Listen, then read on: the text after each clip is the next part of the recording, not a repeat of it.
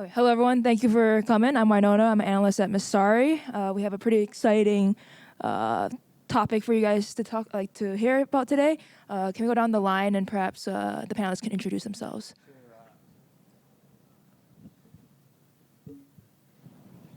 Okay, yes, I'm Miko. I'm a managing partner with Gumi Cryptos Capital, and yeah, that's about it. Hello, everyone. This is Sami, marketing lead at Trust Wallet. Trust Wallet is the leading self-custody wallet. Maybe some of you have sometimes heard about it. So we have been around from 2017, and here going to be for a long term. Excited to be here to discuss about what role the wallets will be playing to be the front end of Onchain, and also bringing the tourists to natives to degens. So glad to be here. Hi, I'm Sishir, founder of Spectral Labs. We focus on building AI agents, mostly in the side of AI agents that are autonomous, that have their own wallets and are able to reason and operate on chain. But now going forward, the next phase of this is really trying to create this coordination layer to create autonomous companies, which essentially means agents that are working together for some sort of purpose, kind of trying to transition the industry from these kind of personality style agents, from talking and blabbing on Twitter, to actually working on some sort of utility for purposeful things. Awesome. Thank you. Let's get straight into it. Everyone and their mother was trading meme coins these last few months. Trump and its various derivatives pulled in a lot of new users on chain, but also a lot of them left jaded, thinking that crypto was just a casino, right? So I'm curious to hear what you all think mass adoption requires, just beyond having the on-chain sleuths PvPing each other. Yeah, so I think one of the things, the hallmarks of, so in NFTLA, I defined degeneracy, and the concept of degeneracy is stuff that people do to feel alive, right? And I think that a lot of times what people do to feel alive is to perform things like self-destruction, right? The other thing that's interesting, so since it was LA, I basically said, degeneracy isn't like I'm gonna cut myself. It's more like, watch me cut myself, right? So it's much more oppositional and angry, but it's in relation to an authority, right? So in a sense, when you kind of look at what's happened with the Trump coin, right? The Trump coin is basically, coming from Trump, who is sort of the duly elected highest authority of the US, right? So in a sense, the opposition and defiance movement, right? Because when you look at DeFi, the word DeFi is a word, and it's about defiance, right? It's about being oppositional, right? So I guess to me, this entire phase is going away because there's not that much point in it. If people want to be oppositional and self-destructive, they should find another venue. And I think, prior to the panel, one of the prep topics that came up for us is an ecosystem that essentially drains and impoverishes its user base is not actually going to last very long, right? So I think really the future of this really has to be, systems that enrich the users. So that's basically my take. Yeah, my take on the mass adoption, I would summarize it in two different topics. So the first one is narratives. Right now, we know in this cycle, it has been Solana meme coins, at least until recently. Now it's fading away a bit like discussed. The other one is long-term user value generation. So the narratives like Solana meme coins, like Trump, Libra, they will fall under that one. I think the key there is that it's education. So especially when we see from wallet point of view, when users go to on-chain, they go to self-custody, they are being given the ownership. They are responsible of truly navigating through all of the opportunities, even more so than in centralized exchanges. And that comes with the education. It means that we as a wallet, we as an industry, all of the operators together need to educate the users that what are the risks, what are the opportunities. They shouldn't be just checking the crypto Twitter and check which tickers are being shielded by different ones. What are the portfolios looking like, massive P&Ls going up? Because that's when the retail will get wrecked. I would say you can do it in small term or small scale, but the true value creation is something that I would be really keen to focus on, which we will be discussing later. I do want to quickly retort on education. One of the big anti-patterns in crypto is the lack of durable education, right? Because generally the lessons that people learn in crypto are never do crypto again, right? So that's not a really particularly like come back smarter lesson. So I guess that's been a problem. So I kind of believe that markets are a mirror. And so they're neutral pieces of software that just reflect the users. And so if we're trying to critique the actions of users, it's not necessarily the markets at fault here. Like the users are using it. It's actually not, it's not dictating to users what to do. It's actually exposing what they do.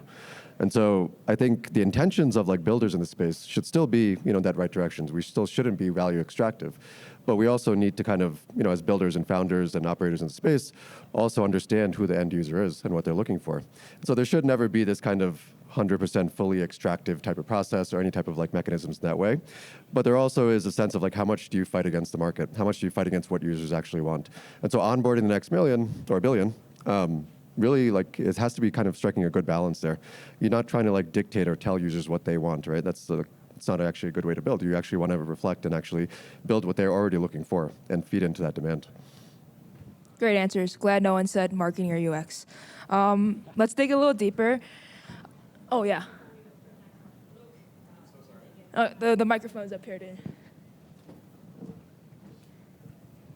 Hey, everyone. Sorry I'm late. A bit of scheduling issue. Want to intro yourself? Sure. My name is Luke. I'm the founder of Moonwell. We're an open lending app on Base and Optimism mainnet. And also working on an AI agent that'll help you with your DeFi yield. So exciting to be here, and sorry I'm late again, guys. Okay, the next question is, let's dig a little deeper. Which Web3 experiences outside of speculation, so no meme coins or perps exchanges, actually have retained users this cycle, or past cycles, whatever you want to talk about? Should I go first on this one? Yeah, sure. Okay, great. So I think obviously besides speculation, there's two big use cases that I think have actually retained users from the previous cycle and the current cycle, and that is, first of all, just decentralized exchanges in general, because even though a lot of the activity on these dexes is speculation, there are also very legitimate non-speculative assets being traded, and the decentralized exchange volume in many cases is now higher than some central exchange volumes, right? And so that has been an ongoing use case, and also it democratizes the ability to become a market maker, if you will, because now anyone, even with a small $20 portfolio, can become a market maker on a DEX, right? You can provide liquidity to a pool, and you can earn trading fees. And then the other use case that is also very obvious that it's stuck around and will continue to stick around are money markets and leverage, which is where we come in at Moonwell, and that is, I want to borrow against my coins and not sell them, or I want to leverage to go long or short a coin. And that is broadly useful. And then even outside of speculators and traders, for more retail users, this gives them the ability to, basically have leverage in the real world, go buy things without selling their coins. And I think that's broadly useful. Or even if you don't understand or want to borrow, like maybe you want to lend out your coins and earn a little bit of yield so that they're not sitting there idle in your wallet or sitting on a central exchange. Those are the use cases I've seen that seem to have legs. I'm sure there's others. So I guess one word, which is Bitcoin. So I feel like Bitcoin is a killer application. It's taken a super long time for Bitcoin to really catch on the way it's meant to, because essentially Bitcoin is a reserve asset in my framing. Obviously, there's many framings, so people want it to be retail banking. They want it to be a lot of things that I don't think it is. But for me, I feel like that's a killer application, and I think that the thing that's really interesting that's looming on the horizon is stablecoins, which will be government and bank regulated, because the stable coin is the gateway drug, right? Bitcoin is maybe like the most popular drugs, and then like there's the long trail of every other drug, right? So like I feel like stable coins are like the next big thing. I'm much more thinking about, to me, right now is such a huge inflection that I feel like looking at apps that have retention from this point going backwards is actually not a meaningful exercise. I feel like Bitcoin is it, and I feel like looking forward, it's actually going to be wildly different going forward. Yeah, from my point of view, I want to first say two things. First, what are the cohorts of users we see from wallet point of view? The first one is obviously speculators. Like Miko said, Bitcoin and those users who have been focusing mostly on market volatile resistant assets, or I would even say that those normie friends who are not massively negative with their P&Ls, they are probably still who are sticking with us. I think all of us have friends or normie friends who basically sold right at the bottom. But those who are somewhat profit neutral, they're still with us. Then the other one is those users who want to use Onchain as a true hedge against their, let's say, their local currency inflation. We know users from LATAM and Southeast Asia and many other markets where basically they on-ramp fiat, so their current fiat to stable coins so that they can actually hedge and truly own their financials and have true ownership. And then the third one is those ones who simply are getting banked. They get access to the digital assets for the first time through Onchain. They might not have even access to centralized exchanges, but let's just take users in African market. They basically use Trust Wallet for the first time, or other wallet or on-chain applications. They use P2P to on-ramp, and that's the first time they actually can have something else than actually hard cash to transact. Maybe we can discuss later about the applications and what's the UX actually, but those are the cohorts I would highlight. Yeah. So I think the obvious ones were mentioned, like stablecoins, permissionless finance. I think within permissionless finance, we kind of say that so casually, but it's such a powerful sector, right? There's crowdfunding and democratized access to new products and leveling the playing field. There's lending, yield, stablecoins being even part of that. I would say two sides of this permissionless finance that enables one thing that even Moonwell does. I'm a Moonwell card holder. I think it's awesome, and it's creating that bridge, right? And it's borderless capital, right? It's the first time we could actually have this type of powerful asset be borderless, and it's pretty amazing. The other side of it is really kind of just touching on the last question around meme coins. I think it's had traction, regardless of how you feel about it, it's had traction. And whether it's speculators or if it's good or bad for the industry, it's there. People are there using it, and it's largely used. But within that sector of meme coins, I think it's just really provocative and interesting. For the first time, we could actually quantify attention and quantify memetics in a way. Before, we had to have a lot of fundamental reasoning. We went all the way to the other end of the spectrum here, and we just pushed it to the other side, which tends to happen in this industry. We kind of have this defiance, as Miko was saying. And we either front run demand, nobody's really asking for this permissionless global network, but we built it. Nobody's asking for privacy in all their lives, but we're focusing on ZK technology. And because of all these things, there's going to be both ends of the spectrum. And so the traction and I feel there's a lot of judgment around and this moral side of things. But as I was saying earlier, we just have to kind of realize that the market is a mirror. So, yeah. Okay. I think you guys covered the broad problems that these solutions are addressing, but can you guys dig a little deeper and perhaps have you come across any unique incentives or maybe perhaps a softer part of the examples that you guys mentioned that are actually sticky to users?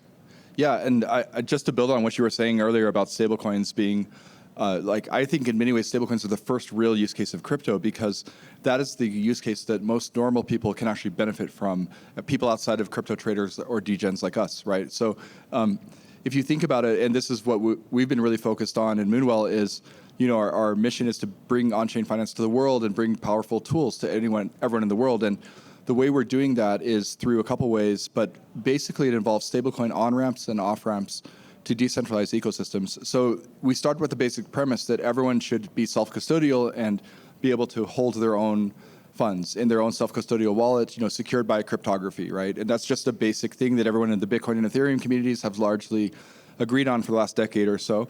And then we go from, okay, now how do I get my funds into my wallet and out of my wallet so that I can shop in the real world and interact with everyone? And just last week, we launched this new feature called a virtual account, where we're partnering with Bridge, the stablecoin rails company, where anyone in the world now can get a US bank account and can receive wire transfers from US companies, US people, and it shows up as stablecoins in your wallet 30 minutes later. And this allows, just think about the implications of people in Latin America, Africa, Asia, people that live outside the US that would love to work for US companies or maybe be paid by US individuals, sell goods and services to the US economy, which is the biggest economy in the world. Now you can do that and you can transact in stablecoins for free. Optimism Foundation is sponsoring the on-ramping fees. And so this opens up the world of remote work and digital nomads to actually have like kind of borderless capital, as you mentioned. And then the off-ramps we need to improve, but we have the debit card now. And I think we're really focused on how do we build better off-ramps. So for example, a bill payment system that can now live entirely in a mobile app on your phone and uses your self-custodial wallet. You can pay your bills now. Let's pay my utility bill, my rent. Or if I'm a small business owner, maybe we should build a payroll system for that small business owner in Latin America so they can pay their employees in stablecoins or fiat. And so I'm really excited about kind of democratizing the benefits of stablecoins where you have instant settlement, very low transaction fees, borderless capital. It's super exciting to me, disrupting the MoneyGrams of the world, if you will. To me, like the reason why I objected to the whole retrospective of thinking about what applications in the past have retention, the reason why I objected to it is that, in the parlance of the technology adoption curve of Jeffrey Moore crossing the chasm, like we're at the inflection point, we're crossing the chasm now. And the CEO of Bank of America said this. He said, as soon as the legislation occurs, Bank of America is going to launch a stablecoin, right? And so to me, like there's a couple weird things going on with that, right? One of the weird things going on with that is his rationale, which is he said, a stablecoin is basically a bank.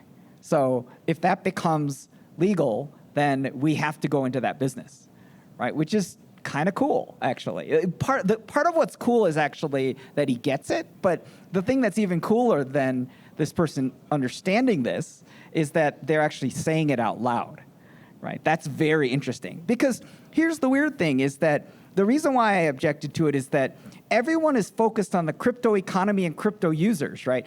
Once you have the government and banks pointing at a stablecoin and saying that is a dollar, right? As soon as you have that, there is no more crypto economy. The crypto economy is the economy. Like that's it. And we've won, which is we basically replaced the beating heart of the financial system with an open source alternative. So like with an entire chaotic jangle of open source alternatives, right? Like we have everything, right? But I guess what I'm saying is that that's really different, right? And so what it means, for example, is things like API economy, enterprise uses, like, in fact, every transaction that anyone's doing at all should go on chain because why wouldn't it? It's better, it's cheaper, it's open source. So like, there is no more crypto economy. There's just the economy. If I look into this from retail point of view, I would say the key focus to retain users is actually to onboard them. So we already discussed it can be narratives, it can be the long-term value, but there's still the question, and even during this week I've been discussing like, is the UX actually the main point? I would say yes. I would say we have been always like super technically driven, and even me as a marketer, I'm still like taking it as a face value, like okay, this is what it is. Now when you actually see a true user, like let's say a Web2 user coming and creating their first wallet, they're like, okay, what is a seed phrase? What's the gas fee? I don't understand, what's a dApp? What's a smart contract? So I would say like we need to fix that experience. The onboarding flow needs to be fixed that we can retain them. So I would say like bring more Web2 experiences to Web3. We need to abstract all of that. Key management, gas fees, multi-chains. Users just need to know like, okay, I want to bring assets, I want to do stuff, and I think that's the key thing. The other part is there that Trust Wallet always has been focusing on security and safety. Now, when you get there, we need to really make sure that when users click some clicks in Twitter, they don't actually accidentally get their wallets being drained. So we really need to make sure that we level up as an industry to prevent and make sure that security and safety is not taken for granted, but we really improve that one. And then two more things. I think in-app experiences, we have been seeing that when you provide and you abstract the whole on-chain experience. So of course there will be users who want to go and use dApps, do different stuff. But for the new users, if we want to retain them, we need to make sure that they can buy, sell, swap, stake directly within the experience. And that's what we've been doing also at Trust Wallet. And finally, I would say it needs to be like some users are really seeking for fun aspect, like we discussed right before, like tap to earn was one of those things. Bringing users on board, actually experiencing how they can be part of the future of finance, and by whether you tap and earn during your free time, as long as you don't overkill it, or you participate in launch pools and you get a share of rewards. I think those are kind of the elements you can then retain the users once you have onboarded them. So I've been thinking, I guess hearing all these answers, I'm trying not to repeat anything, but like I think an under kind of appreciated thing that's actually strongly worked within crypto and blockchains is playing upon like human coordination and incentive networks. And so, looking forward to like what's happening around like DePIN and RWAs and things like that, like we could actually have an opportunity to actually get retail involved in a kind of global network of either DePIN, like Wi-Fi, maps, all these things are being experimented on. And so when you set the right incentive networks in place, and they don't really care what they're doing, right? Like everything usually boils down to some monetary incentive, and usually users will do it.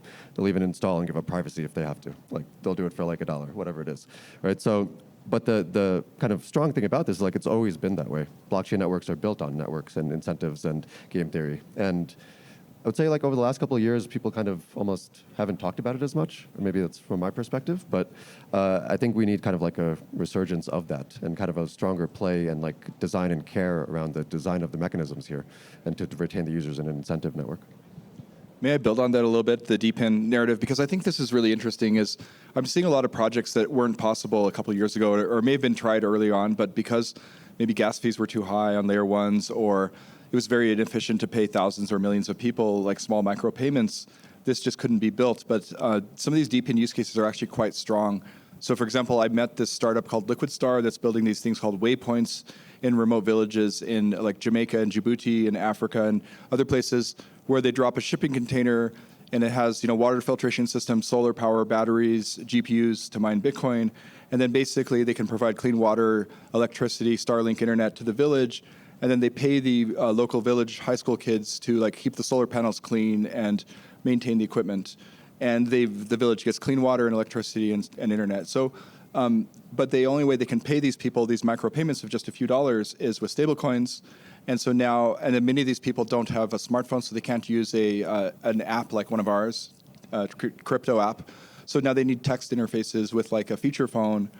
This is probably where AI agents also come in. Now they can have an AI agent and LLM that they talk to that gives them their wallet balance or lets them reload their Visa card so that they can shop in their local village. And then you can kind of think of these human coordination problems. That's ultimately what you're trying to solve. It's like, how do you solve the human coordination problem of dropping, clean water, electricity, internet, and recyclable electric batteries that the local villagers can kind of check out, and then solve the coordination problem of having the local villagers be trained to maintain and operate that system in perpetuity. And these DePIN use cases are kind of interesting for micropayments, right? I'm happy to pile on a little bit here, which is that I really feel like the echoing word that we're hearing that I think is the high order bit is coordination. And I think that, we've talked about your case, which is coordination of humans, right? But obviously your case is more coordination of machines, right? With humans, right? So coordination of everything. But I feel like this is that we're moving towards an era where actually intelligence becomes a commodity, right? And actually the higher order bit, because look at it this way, right? Which is an individual human can't actually do much, right? Like, for example, like build a city scale nuclear fission reactor.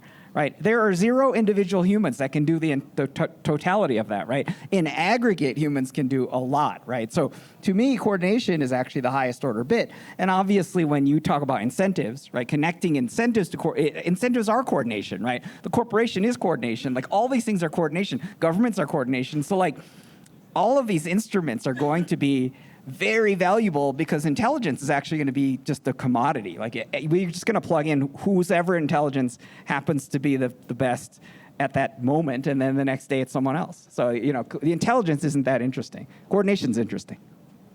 All right, slight pivot into something perhaps more relevant to what you're talking about.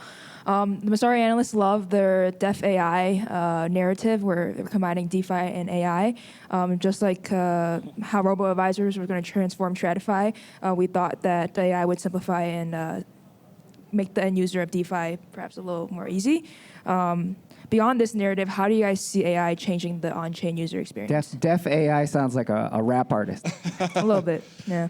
Yeah, I don't know how to, I hate trying to say that term, DeFi AI, but I do think there's a lot of opportunity there beyond the simple robo-advisor that we've seen over the years. because as we explored some of these use cases for like how does a high schooler in Djibouti, get paid and learn how to like clean solar panels for a few dollars of income that he can go shop in the local village, and he needs a text interface, like that's probably an LLM that he's talking to, and he can ask it questions of what's my balance, please load my card with $20.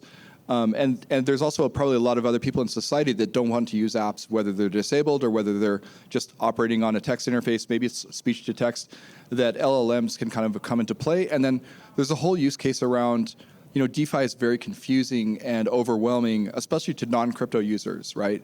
Where all you may want to do is have a savings account. To you, it feels like a savings account. You may not even know there's crypto behind the scenes.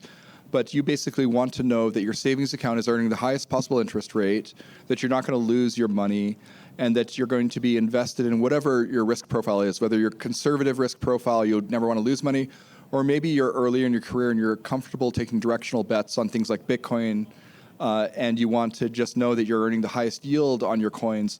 I think this area of research is underexplored, and we've actually started doing a bit of this in the Moonwell community. We've built this prototype AI bot called Mamo.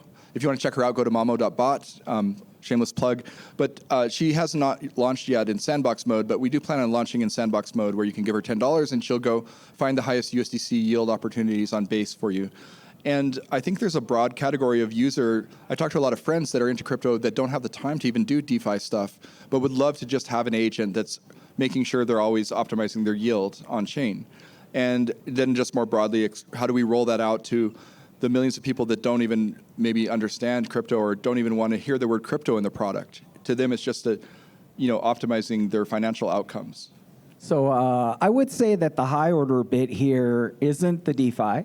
And it actually, in this case, it is the intelligence, right? And if you reason about the highest order bit being the intelligence, then it's not actually the automation of DeFi, it's actually the automation of finance. Right, and the purpose of intelligence is really either to increase the amount of energy captured or to decrease the amount of effort or energy expended, right? So if you reason out about it from that perspective, I think what's going to happen next is that AI is basically going to take out most of Wall Street, right? Basically all of the heavily extractive, clubby, kind of like financial overlords are basically going to become bots, right? So basically, because it's more capital efficient. Yeah. It's way more capital efficient just to have like Adam Smith's invisible hand coordinated through a set of intelligences that are essentially fair, right? And I think in your world, these intelligences are basically just going to get their margin based on how efficient they make the market, right? So I think they're just going to compete, and the margin, eventually the margin is going to go real low. Right, so I think it's similar to MEV markets, right? It's basically just going to be the most efficient representations of Adam Smith's invisible hand are going to win, and that's going to be good for everyone except for rampant extractors, who will lose. Yeah, from my point of view, the AI will be definitely a way to scale the ownership and the efficiency of the assets that users will be holding. So like discussed, it can be ChatGPT kind of a front end, or it can be actually some sort of a proactive agent will be telling you like, okay, you're holding ETH. Maybe you should be staying it with Lido or with Kiln to get 4% APR, or you're having USDC. Maybe you should go for Morpho. So I think there will be a lot of efficiency, like you said. End of the day, all of these things can be done, but do those users actually have the knowledge? Will they go through the effort? If they want to buy meme coins, maybe there should be an agent telling like, okay, if you're buying this coin, are you sure about the risks? If you want to hold it, do you want to maximize it, or do you want to just hold it short term? Maybe you should be selling at this point. But I think, like discussed, it will decrease the expenditure and making things more scalable. So just quickly before my actual answer about the robo-advisors, I actually think it's actually a great way to on-ramp normies, because if people remember when things like Wealthfront and Betterment came out, at least for me, I was expecting way more, right? It's not just a place you put money in and just puts it into an ETF. I thought the idea of a robo-advisor was this cool robotic AI. Actual advice. Yeah, and it wasn't, right? But now we're literally in that age right now where we have that opportunity. It's all that and more, actually. And then when you tie that into programmatic smart contracts and infrastructure that's programmatic, it's these like robo-advisors on steroids, right? And so another powerful thing here is that like, it doesn't need to mention crypto, right? There's a really strong opportunity that a lot of people were talking about like a few years ago with Intents that abstracts away a lot of this like clunky UX that we currently have to be forced down. And so users don't need to know it's crypto, talk to an assistant, they have a robo-advisor, and it's actually a really easy way on the back end where it's all crypto Rails. The other side of this, a lot of stuff that we're working on is around like what can a lot of these agents do together in like DeFi or AI, like on-chain finance, really, right? So like next week, you'll start to see what we're going to release is basically trying to coordinate multiple agents to work together at a company. So there's like a CEO agent that's going to start interviewing humans and agents for its role at its agentic hedge fund. And so you'll be able to apply as a human, or an agent will be able to apply through an API, start interviewing, try to convince the CEO to hire them at its hedge fund. Once their shortlisted candidates are there, it forms a hedge fund. It actually starts trading on-chain. And then the kind of workflows and the framework that we're building, essentially it's almost like aggressively meritocratic. It's kind of the fun side of like agents because there's no emotions, right? It's not humans.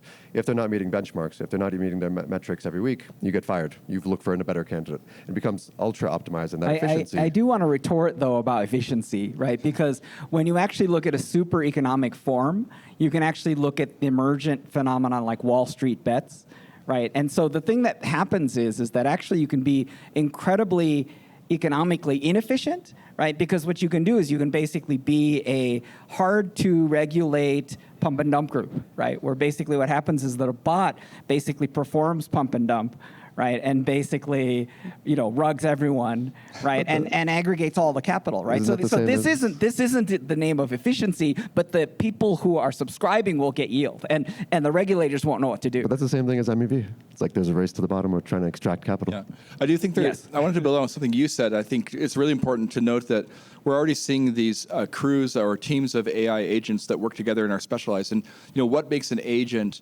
better than just ChatGPT? It's two things. One, it has a tool that it can use. So, for example, in the case of a TradFi, it might have access to a Bloomberg terminal, and it might have some custom data sets that are only available to like Goldman Sachs.